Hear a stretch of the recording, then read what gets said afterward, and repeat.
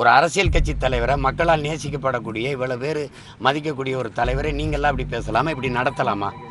அதனால நீங்க என்ன மதிச்சிங்க? என்ன பேசிட்டேன்னு சொல்லுங்க.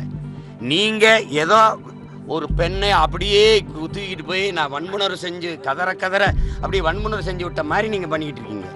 திருமணம் ஆயிடுச்சு, குழந்தைகள் ஆயிடுச்சு, இவ்வளவு பெரிய மக்கள் முன்னாடி தினம் பேச்சுக்க ஒரு மகனை, ஒவ்வொரு மக்களுக்கு பிரச்சனைகளும் நிற்கிறவனை நீ இப்படி தினம் கவலைப்படுத்திருக்கீங்கன்னு யாரும் கேட்கல.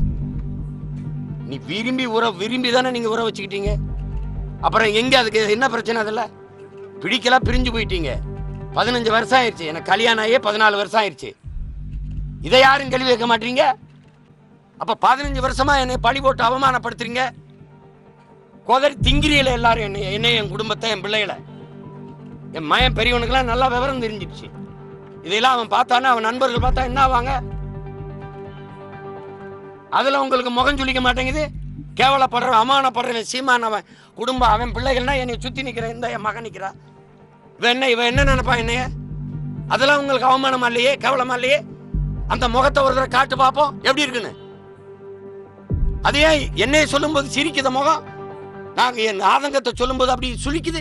என்னையா உனக்கு வந்துருச்சு? இந்த திமுக இருக்க ஒரு தலைவன் இதை பத்தி பேச தகுதியோட இருக்குன்னு சொல்றான். ஒருத்தன் சொல்றா பார்ப்போம். ஒரு தலைவன் பாலியல் குற்ற வழக்கு, என்னையா குற்ற வழக்கு? என்ன பாலியல் குற்றம் நிரூபிக்கப்பட்டிருக்கா?